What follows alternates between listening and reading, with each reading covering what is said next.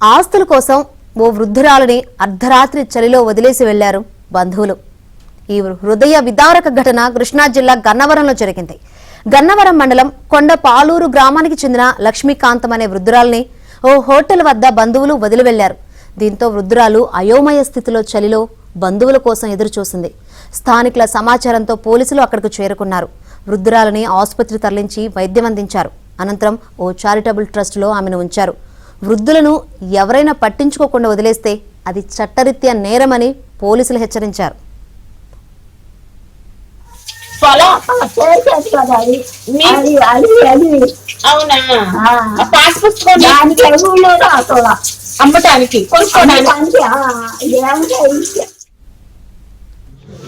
స్థానికుల దగ్గర నుంచి చిన్న సమాచారం వచ్చింది. ఎవరో గుర్తు తెలియని వ్యక్తులు ఒక సుమారు 80 సంవత్సరాలు ఉన్న పెద్ద ఆవిడ్ని రాత్రి చలిలో వదిలేసి వెళ్ళిపోయినట్లుగా మాకు సమాచారం అందింది. వెంటనే మేము స్పందించి అక్కడికి వెళ్ళి చూస్తే ఆవిడ బాగా ఏజ్డ్, బాగా లీన్, అంటే బాగా బలహీనంగా ఉన్నారు.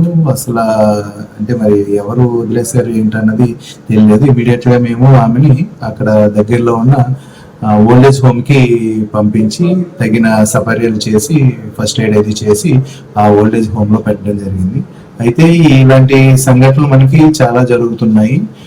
ఇప్పుడు జనరేషన్ లో తల్లిదండ్రుల మీద, అంటే తల్లిదండ్రులు భారంగా ఫీల్ అయ్యే వాళ్ళు చాలా ఎక్కువ మంది ఉంటున్నారు. అసలు వాళ్ళు తిని తినక మనల్ని చిన్నప్పటి నుంచి వాళ్ళు తిన్నా తినకుండా మనకు పెట్టి మనల్ని పెంచుతారు. మనం పెద్ద అయిన తర్వాత అలాంటి తల్లిదండ్రులను మనం దూరం చేసుకోవటం, ఎలాగంటే మనం భారం అని చెప్పి వదిలేయటం అనేది సరైన పద్ధతి కాదు.